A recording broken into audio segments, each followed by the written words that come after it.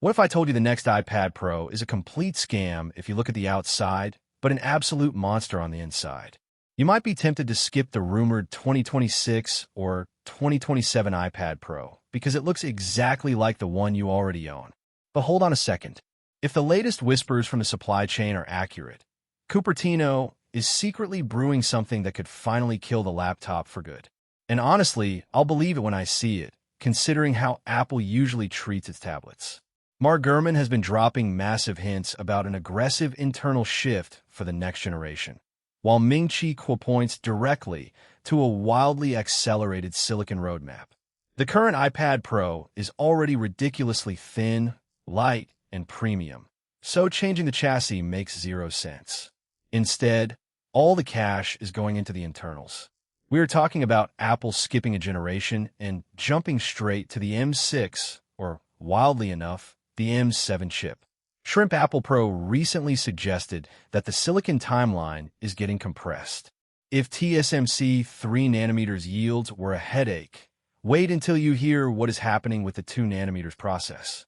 DG Times is reporting that Apple has secured the entire initial capacity for TSMC's 2nm nodes, which lines up perfectly with a spring launch window. But wait, really? Do we actually need an M6 or M7 in an iPad? My current M-series iPad Pro handles everything I throw at it without breaking a sweat. For daily driver tasks, it is total overkill. The real reason Apple is stuffing desktop-class silicon into a tablet chassis is not for exporting 4K video a few seconds faster. It is all about local artificial intelligence. Mac Otakara has been dropping heavy hints about beefed-up neural engines, and the LEC recently published a massive report on Apple sourcing new high-efficiency memory modules designed specifically for heavy AI processing. Apple wants to keep your data off the cloud and process everything directly on the device. Faster responses, zero server lag, and infinitely better privacy. There's a massive physical limit to all this power, though. You cannot just shove a 2nm M7 chip into a 5mm glass slab and expect it not to melt. Thermal throttling is the enemy here. Sustained performance takes a massive hit when the device heats up, which completely ruins the experience for power users. That is why Ross Young and a few other display analysts are tracking structural changes in the internal chassis design to accommodate a vapor chamber cooling system. A vapor chamber would spread the heat across the entire back of the device. Instead of your screen dimming after 10 minutes of intense gaming, it stays bright, fast, and completely stable. So, let me ask you this right now. If Apple actually added vapor chamber cooling and true desktop apps, would you completely ditch your MacBook for an iPad Pro? Drop a comment below because I am genuinely curious how many of you still refuse to pay the Apple tax for a tablet that can't even run macOS natively. And that brings us to the elephant in the room. The hardware is always 5 years ahead of the software. It is endlessly frustrating. We get these insane benchmark numbers, seamless integration with the Apple ecosystem, and screens that look like they belong in a Hollywood grading suite. But iPadOS is basically a glorified iPhone operating system. Professional users need background rendering, proper window management, and full desktop-class utilities.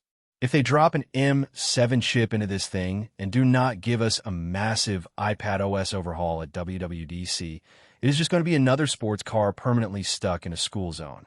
Let's talk about the damage to your wallet. The current lineup is already eye-wateringly expensive. With 2nm silicon and a custom vapor chamber, do not expect a price cut. You're going to be paying top dollar. If you're sitting on an M1 or M2 iPad Pro right now, your device is totally fine. But if you're holding onto an older A-series model, this upcoming upgrade is going to feel like alien technology. Honestly, a super smart move would be waiting for this new beast to launch, just so you can snag a refurbished previous generation model on a massive discount. The transition to 2nm architecture is going to rewrite the rulebook for battery life. Apple Silicon has always dominated when it comes to performance per watt, but pushing advanced on-device generative AI models requires serious juice. When you ask Siri to summarize a save PDF or edit a photo using local diffusion models, the chip goes into overdrive. By shrinking the node down to 2 nanometers, TSMC is allowing Apple to pack billions of additional transistors into the exact same footprint while drastically slashing power consumption. That means you get to run heavy machine learning tasks without draining your battery in 2 hours. Ming-Chi recently detailed how Apple's tight grip on the supply chain is forcing every single competitor to play catch-up. No other tablet manufacturer even comes close to this level of vertical integration. What exactly does advanced on-device AI look like in a few years?